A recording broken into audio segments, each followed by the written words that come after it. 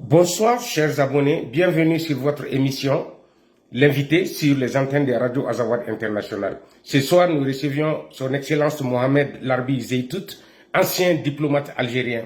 Bonsoir, cher invité. Comment vous allez? Il y a quelques jours, nous suivions votre analyse sur une des plateformes au sujet du drone abattu à Tinzaouaten. Et vous disiez que ce qu'a fait le régime algérien était la bonne chose à faire. Et avec lui, vous êtes d'accord sur ce point.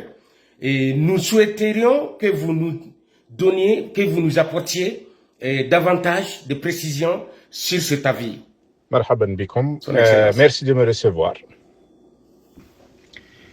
Effectivement, j'ai déclaré que l'abattage de ce drone à Tinzaouaten par l'armée algérienne était sur le plan technique et même stratégique une décision appropriée.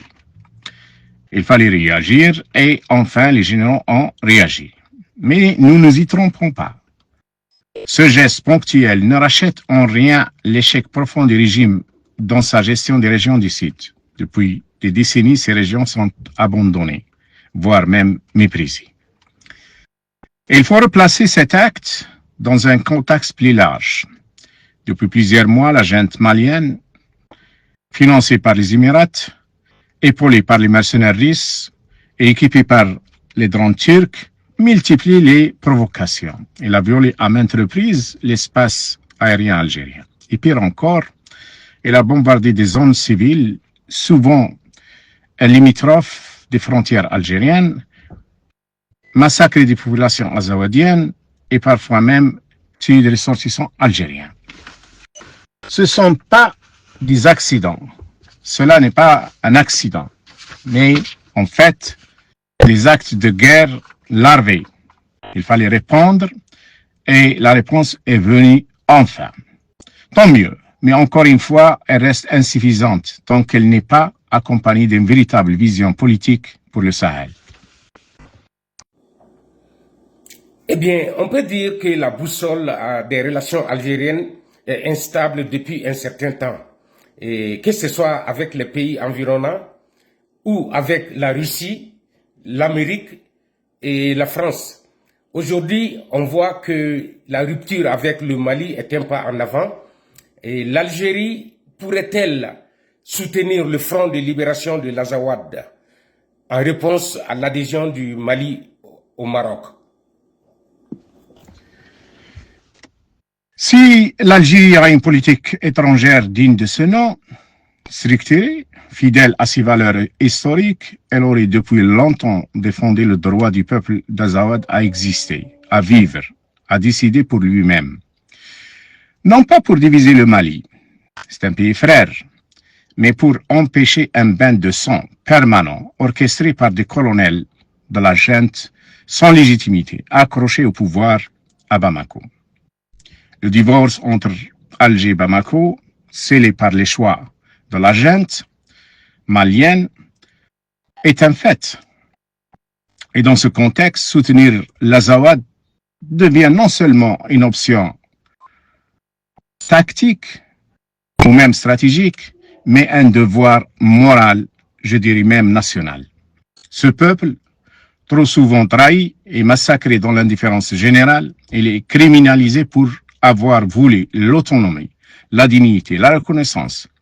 Faut-il attendre qu'il soit entièrement rayé de la carte pour enfin dire assez? Le soutien à une solution politique fédérale dans l'idéal, indépendante, c'est nécessaire, et aujourd'hui une urgence. Le Mali n'a pas le cap, n'a plus le cap. L'Algérie doit retrouver le sien. L'Afrique doit s'émanciper des logiques militaires, coloniales ou néocoloniales. L'Afrique, c'est aux Africains. Le Sahel, c'est aux Sahéliens. Et les Zawad, c'est aux Zawadiens, de préférence au sein de l'État malien.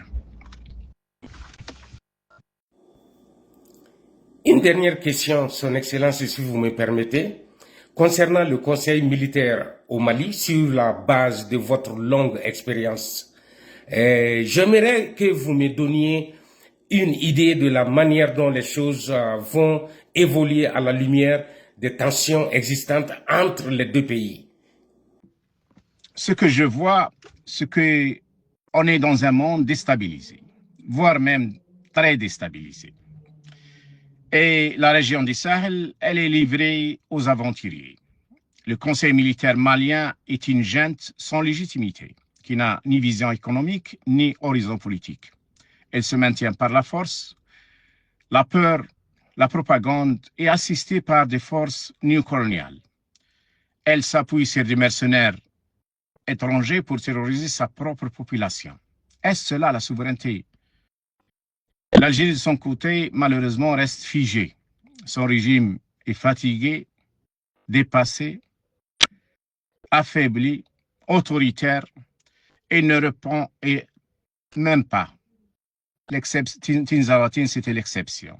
Mais il ne propose rien. Il n'a pas de politique sahélienne, il n'a pas de doctrine pour le pays, ni africain ni autre, pas de souffle historique. Le danger est là. Une tension prolongée entre deux pouvoirs faibles, mais armés, entre deux régimes sans projet pourrait dégénérer. Et dans ce bras de fer, les peuples risquent de payer le prix fort.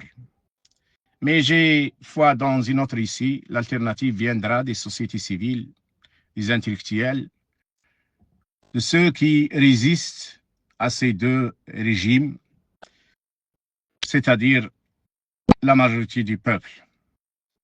Il faut briser la domination des militaires, qu'ils portent des drapeaux russes, chinois, français, américains ou turcs. Aucun mercenaire n'a jamais apporté la paix. Aucune dictature n'a jamais construit une nation. Le nord de Mali est une terre de mémoire, de culture, de lutte. La junte continue à bombarder et ne récoltera que le rejet, la séparation, peut-être même la désintégration de l'État malien. Et ce jour-là, il ne faudra pas feindre la surprise. Il faudra se rappeler qu'on vous l'a dit. Merci d'avoir répondu à toutes nos questions, Son Excellence Mohamed Zeytout. Et je vous remercie d'avoir accepté notre invitation également. Et merci à tous nos abonnés. Et restez branchés sur les antennes de Radio Azawad International avec votre journaliste international Iba Bokoum.